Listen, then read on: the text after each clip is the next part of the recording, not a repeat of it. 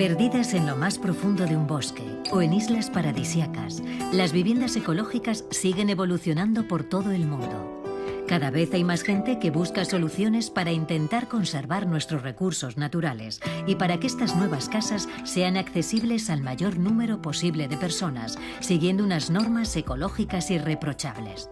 Porque si se construye de forma sostenible, nuestro mundo cambia.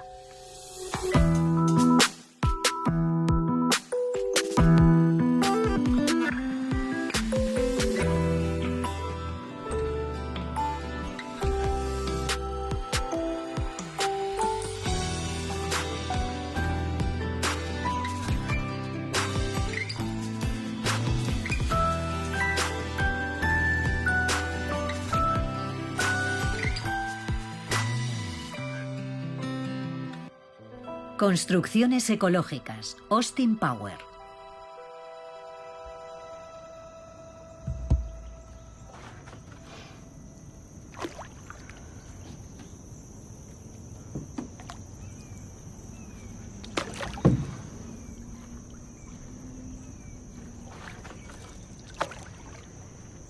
Descontaminar para poder rehabilitar. En todo el mundo existen terrenos abandonados y contaminados por el hombre que pueden tener una nueva vida.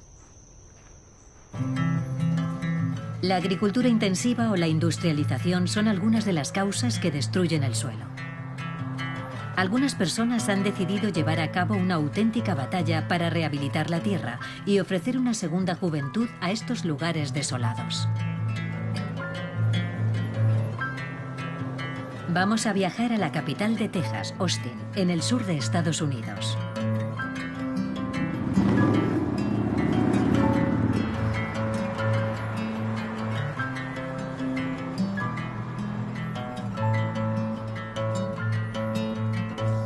Cuesta creer que en una ciudad que se ha comprometido a acabar con las emisiones de carbono de aquí a 2020, la industria petrolera reinase en ella hasta principios de los años 90.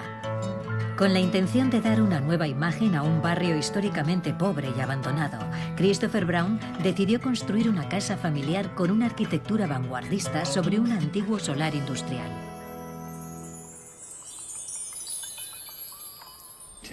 Separar nuestras viviendas de la naturaleza me parece una idea ilusoria y tal vez incluso peligrosa.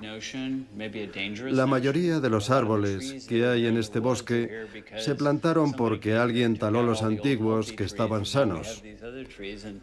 Ahora hemos encontrado la forma de interactuar con los árboles que se plantaron y construir aquí para poder formar parte del bosque.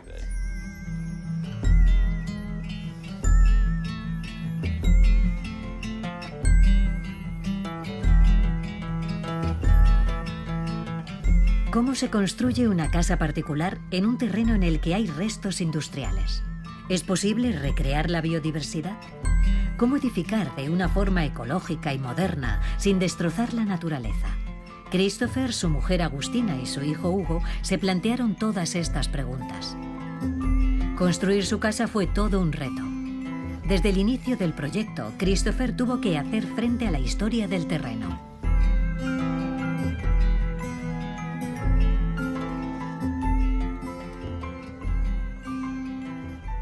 Cuando compré este terreno, yo trabajaba en un bufete de abogados.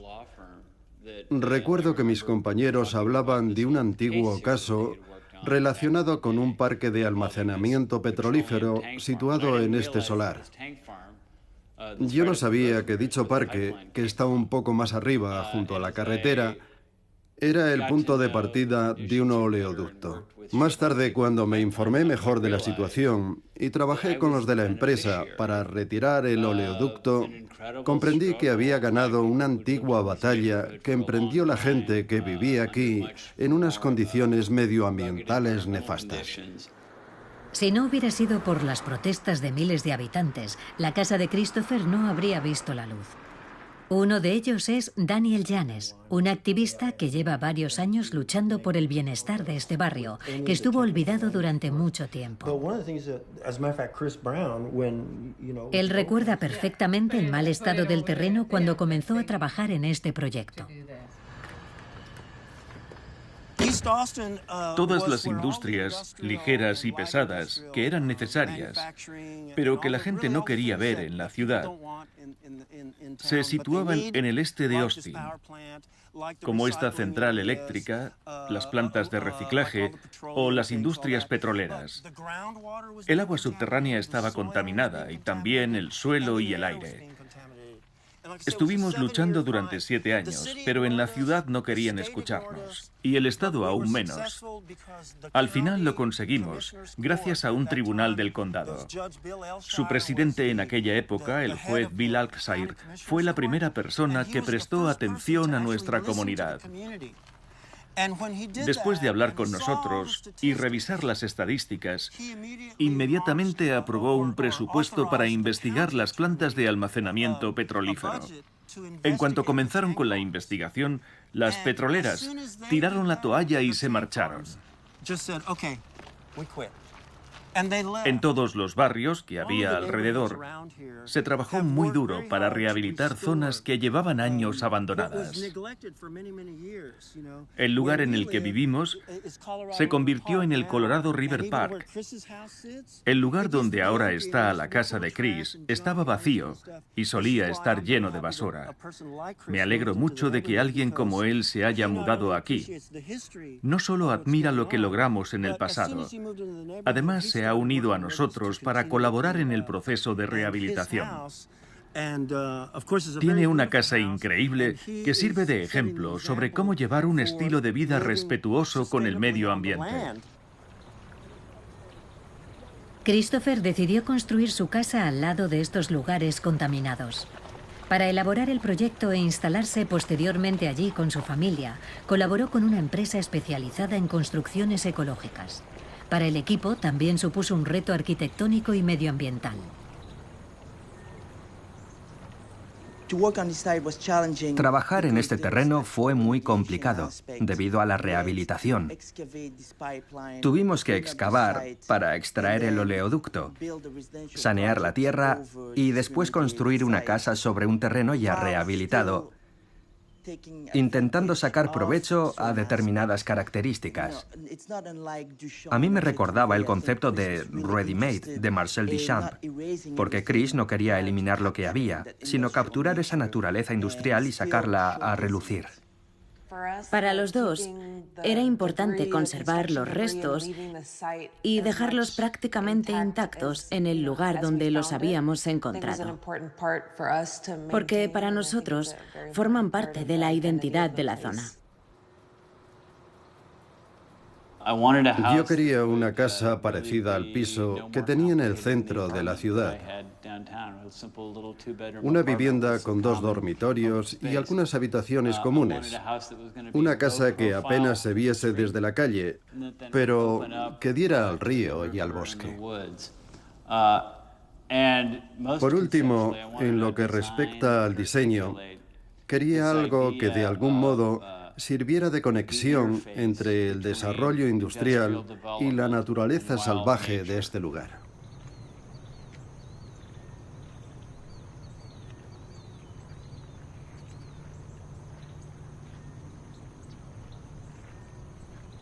Para cumplir con las expectativas de Christopher, el arquitecto optó por utilizar materiales simples.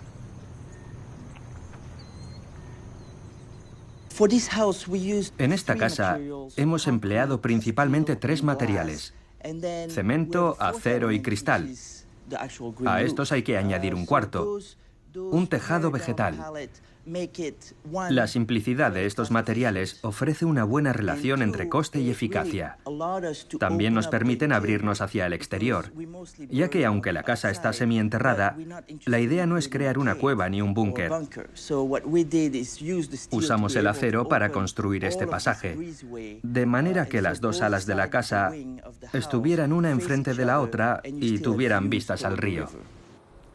Los propietarios optaron por dividir la casa en 2, una idea sorprendente y arriesgada. El espacio de 130 metros cuadrados está separado en 2 salas. En un lado están la cocina y el salón, y en el otro los dormitorios y los cuartos de baño. Lo mejor de esta casa es que no tiene absolutamente nada que ver con una vivienda tradicional. Todo el mundo nos pregunta cómo llevamos eso, de tener que salir de un lado a otro de la casa. La gente no se imagina haciendo eso. La primera vez que vi los planos, yo también pensé lo mismo. Era algo muy raro. Pero precisamente eso nos permite conseguir que el exterior sea una extensión más de la casa en la que vivimos.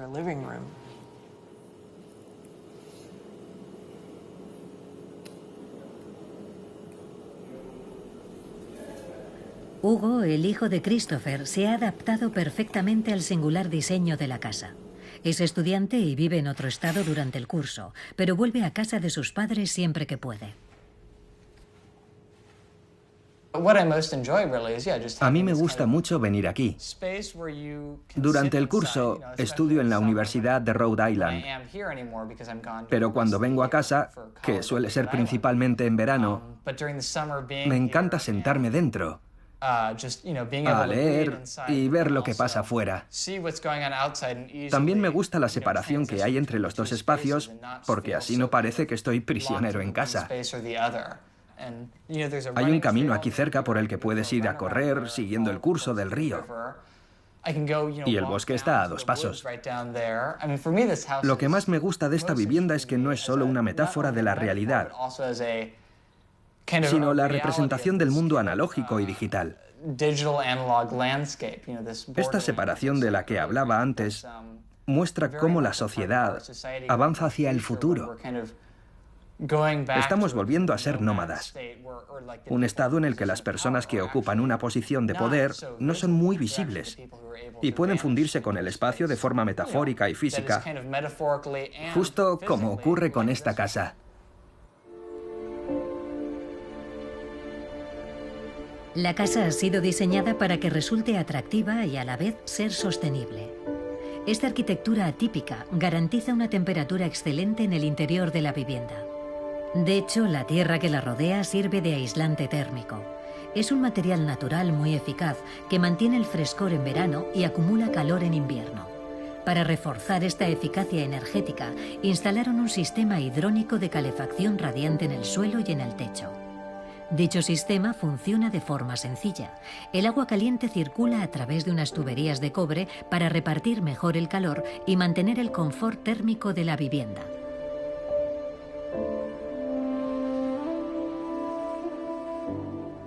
Utilizar unos ventanales de gran calidad nos ayudó a mejorar el rendimiento de la casa.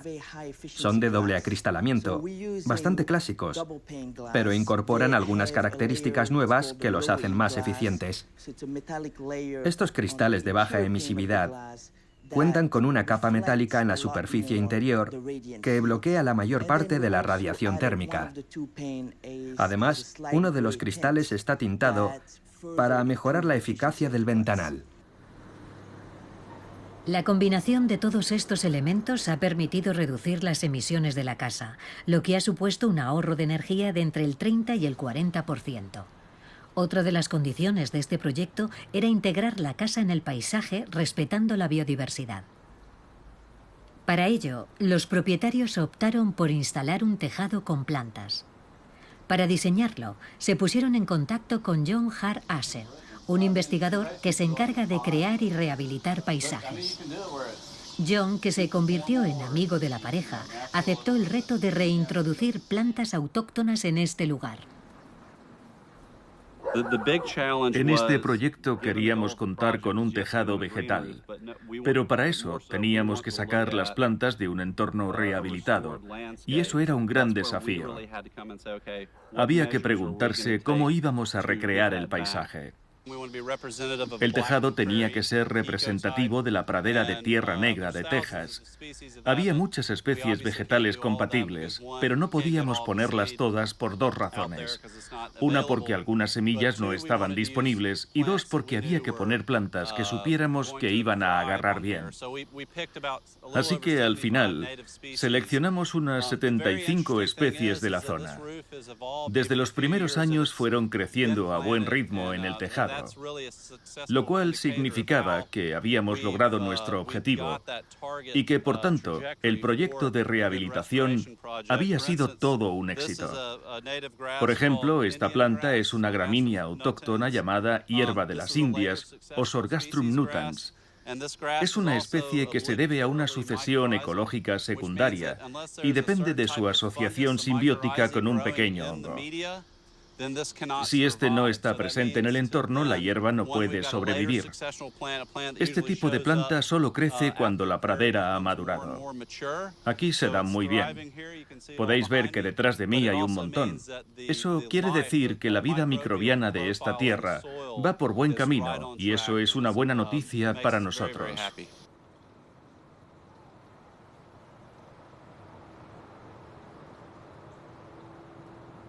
Este tejado vegetal es muy especial. De hecho, se parece a una pradera estadounidense.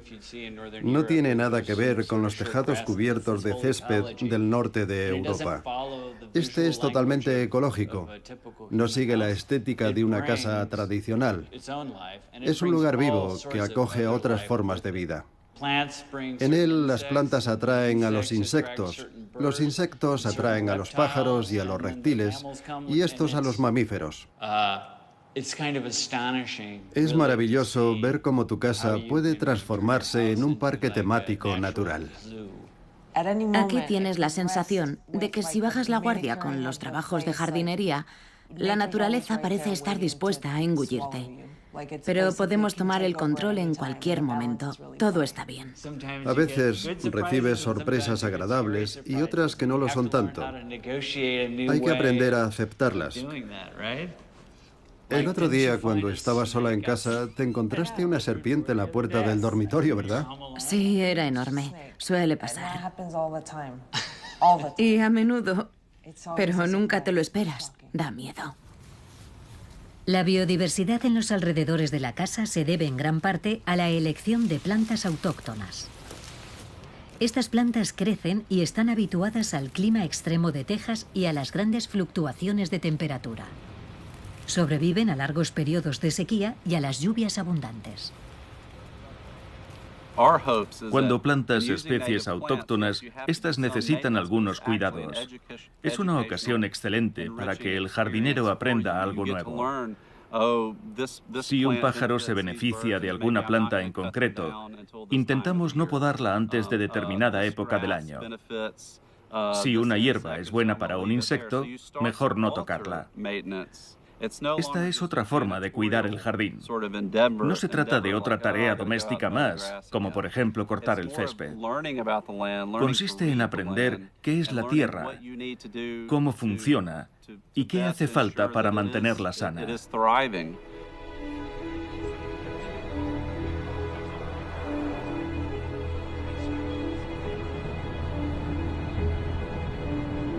La lucha por la sostenibilidad de la ciudad de Austin y de sus habitantes comienza a dar sus frutos.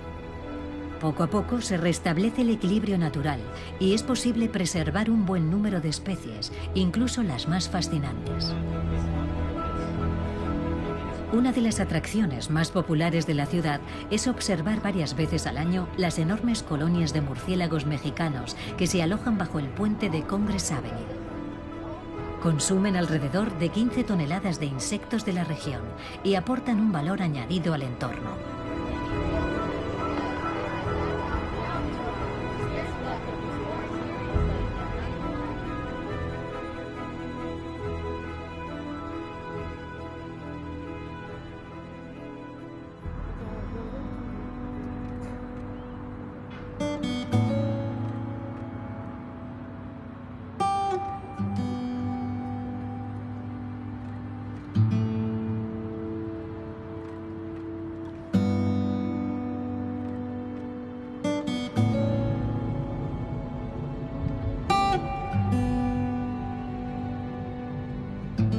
Para saber más sobre cómo diseñar un tejado vegetal, vamos a visitar el lugar de trabajo de John, el Lady Bird Johnson Wildflower Center.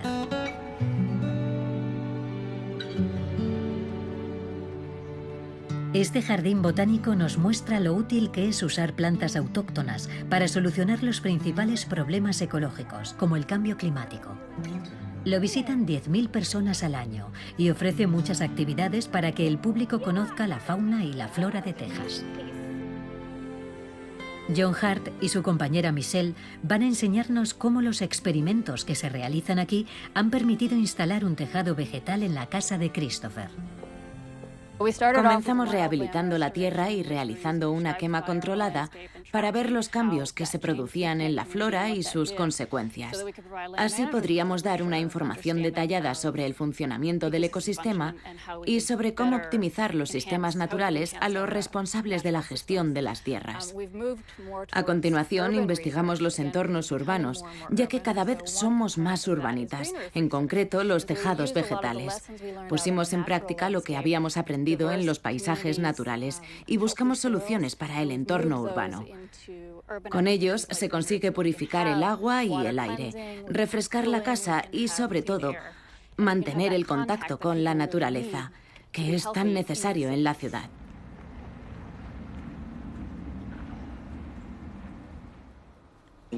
También fabricamos un nuevo sustrato. Nos dimos cuenta de que la mayoría de las tierras de cultivo procedían de la extracción minera, lo que implica extraer la arena, o de materiales considerados verdes, como la fibra de coco.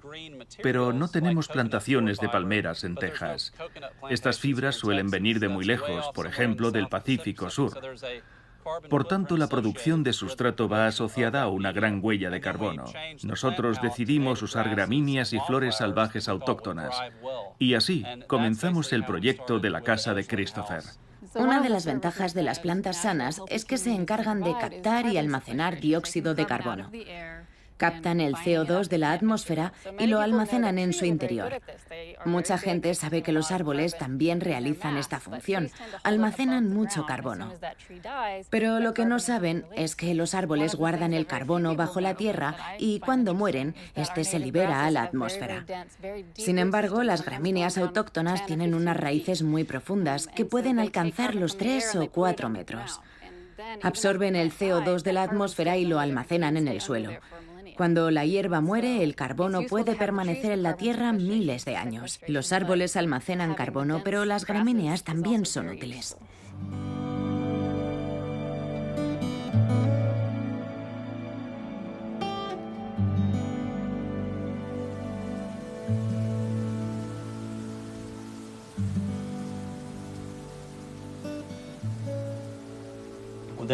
Entonces comenzamos a pensar qué tipo de cubierta vegetal queríamos instalar. En principio puede ser de dos tipos, un tejado intensivo o extensivo. Un tejado vegetal intensivo está formado por un sustrato que puede medir más de 1 metro de espesor aproximadamente. Es el que solemos ver en edificios grandes, que tienen un jardín enorme con árboles en el tejado. Es ideal si tienes millones de dólares para diseñar una estructura que pueda soportar el peso. Pero nosotros queríamos una solución apta para cualquier escenario, desde un edificio de oficinas hasta una casa particular. Por eso optamos por el tejado vegetal extensivo, que solo necesita unos centímetros de sustrato. Habrá quien piense que no se podrán plantar muchas cosas, pero si las condiciones son propicias, puede haber una gran variedad de plantas en él.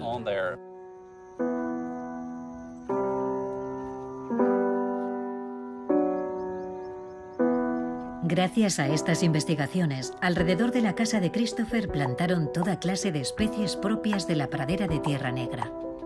Esta rehabilitación da esperanzas para reintroducir otros ecosistemas locales en el país.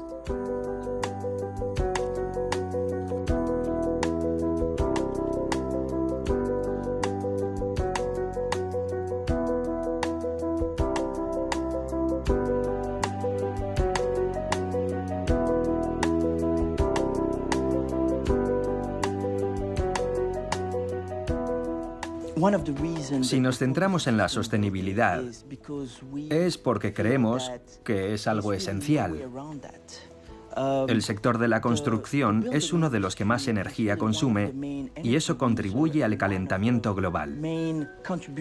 También es uno de los que emplea menos energías renovables. Si analizamos el crecimiento demográfico y la degradación del medio natural, yo creo que es fundamental que los arquitectos y los promotores inmobiliarios reflexionen sobre la forma de construir edificios más respetuosos con el medio ambiente.